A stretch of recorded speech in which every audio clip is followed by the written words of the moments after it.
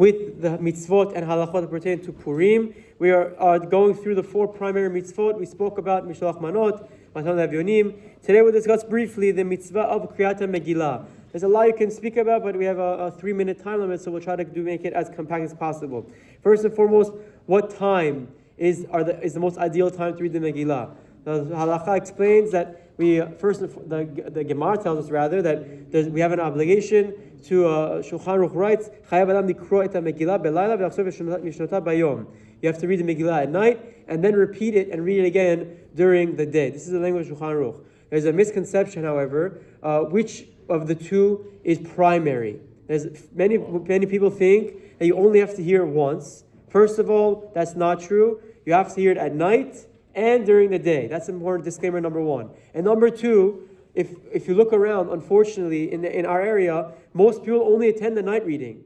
And the Tosfot in Masechet Megillah, the Meiri, and Ovadia brings all of his opinions. They all explain that it seems from the din of the Mishnah that they only read it during the day, until Rabbi Shua ben Levi came along and established reading at night, and then we start reading at night and during the day.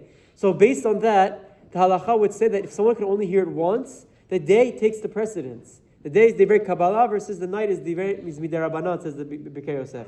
Whatever it is, the point is not, God forbid, pick one or the other. It's to emphasize that we have to hear it twice. Now, at what time? L'chatchila, after Tzedek Kochavim, Baruch Hashem, there's no issues for us. We don't have to do it earlier. There are discussions if you need to do it earlier. But after nightfall at night, and then during the day, after net, these are the most preferred times. But the time of day is all day long. The time of night is all night long as well. Now, what's the women's obligation? So the women are obligated equally as well. The Gemara tells us, there's a big discussion of what that means exactly, but simply speaking, because they were a part of the miracle, or the miracle is done through them, whatever it is, they are obligated in the mitzvah as well. So therefore, all of our Batei Knesiot, our Kanisas, have multiple readings for women and men to take care of their kids, to alternate. The women can come later, the men can come later, whatever it works.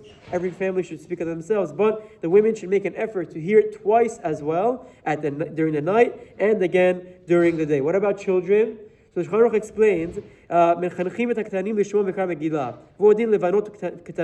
Berurah says, that we educate our children to hear the Megillah. It also applies to women, to our daughters as well.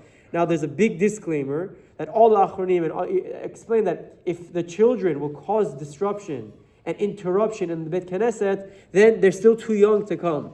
So yes, you want to educate them, but you have to educate them in the decorum of the Bet Knesset also. How to sit quietly, not interrupt. And their children, they're normal, they're allowed to be disruptive. That's healthy.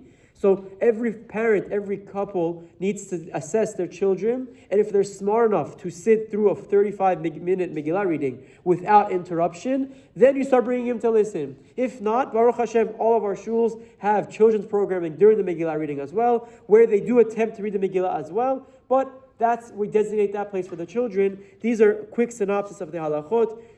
Everyone has to hear it twice, men and women, and what to do with children. There's a lot more we can speak about for the sake of time. We'll end here. Chazak Baruch and Shabbat Shalom.